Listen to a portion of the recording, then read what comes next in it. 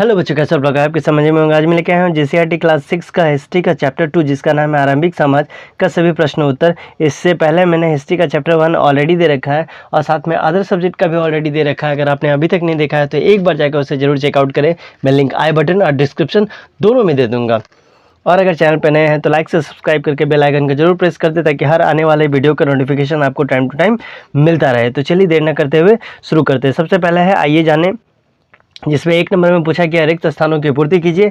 Number 1 है आदि मानव dash में रहते थे। तो आदि मानव कहाँ रहते थे?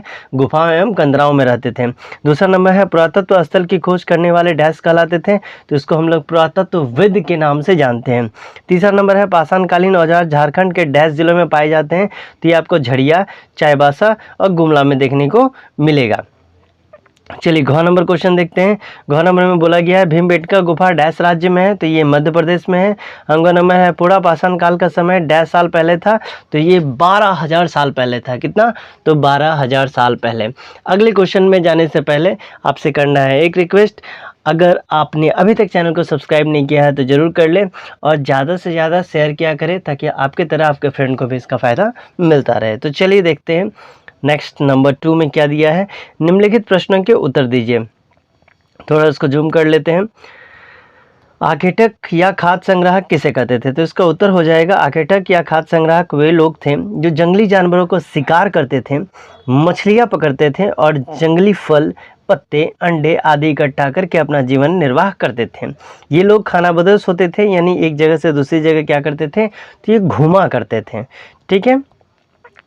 ख नंबर पूछा गया है आवासीय तथा उद्योग स्थल किसे कहा जाता है? तो इसका उत्तर हो जाएगा आदि मानव के रहने का स्थान कहाँ था? तो गुफाओं में, कंदराओं में तथा नदियों में और झीलों के किनारे मिले हैं। मानव धूप, वर्षा और ठंडक तथा जंगली जानवरों से बचने के लिए गुफाओं तथा कंदराओं में रहते थे। ठीक है, अपने आप को सेफ करने के लिए। नदियों और झीलों से उन्हें पीने का पानी मिल जाता था।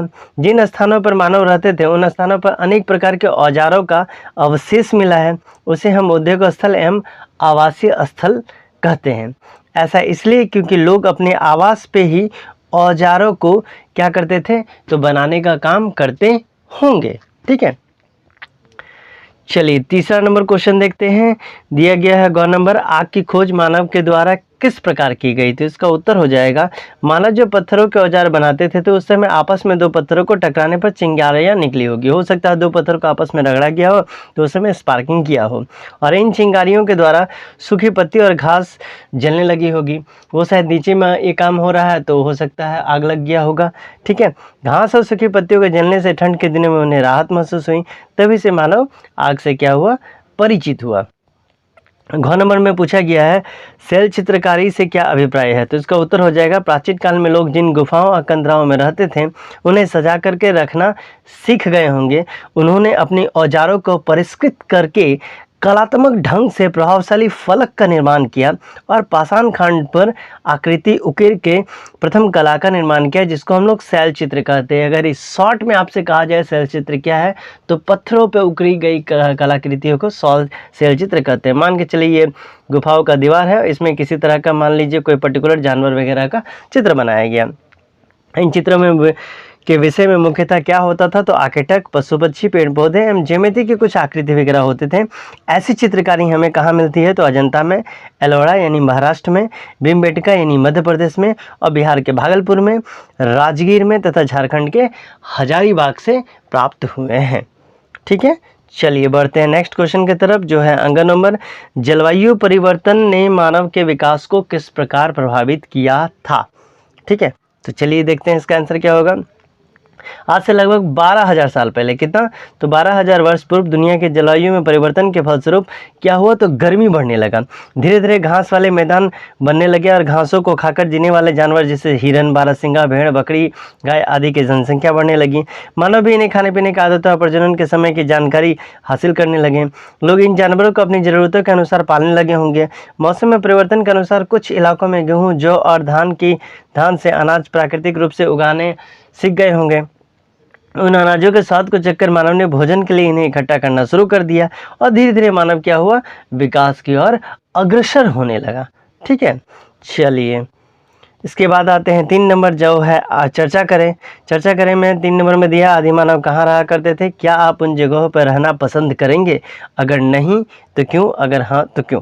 ठीक है, अगर नहीं दिया है, चलिए इसका उत्तर देख लेते हैं। आदि मानव प्राचीन काल में विभिन्न भागों में रहते थे, उनकी आवास स्थिति विभिन्न थी, जैसा कि गुफाओं में, कंदराओं में, खोदे हुए गड्ढे, पेड़ों की छाव, नदियाँ तथा झीलों के किनारे। ठीक है, ये सब हो गया नॉर्मल, ये पहला वाला क्वेश्चन का आंसर। इसके बाद है क्या आप उन जगहों पर रहना पसंद करेंगे। तो देखिए इसका आंसर सबके लिए अलग अलग हो सकता है। जैसे मैंने लिखा है, मुझे विभिन्न जगहों पर रहना पसंद है क्योंकि मेरा अनुभव अलग अलग माहौल, संस्कृति और वातावरण को जानने एवं समझने में मदद करता है। आपका अगर आंसर यहाँ पर में नहीं है तो आप यहाँ पर में नहीं लिख करके कुछ भी अपना आंसर लिख सकते हैं। जैसे आप लिख सकते हैं कि आज नॉर्मल घरों में जो हम रहते हैं वहाँ पर जिस तरह के सुख सुविधाएं हमें मिलती है उस तरह के सुख सुविधा हमें जंगल में या गुफाओं में रहने से नहीं मिल सकती। और भी आप कुछ ऐड कर सकते हैं, क्या ऐड करेंगे इसको कमेंट में ज़रूर बताइएगा। ठीक है, तो ये हो गया 3 नंबर। चौथा नंबर दिया गया है आदि मानव के काल को पाषाण काल क्यों कहा जाता है। तो इसका उत्तर हो जाएगा प्राचीन मानव की सभ्यता और उसके इतिहास का काल विभाजन उनके औजारों के आधार पर किया जाता है। किसके आधार पर, तो उनके औजारों के आधार पर।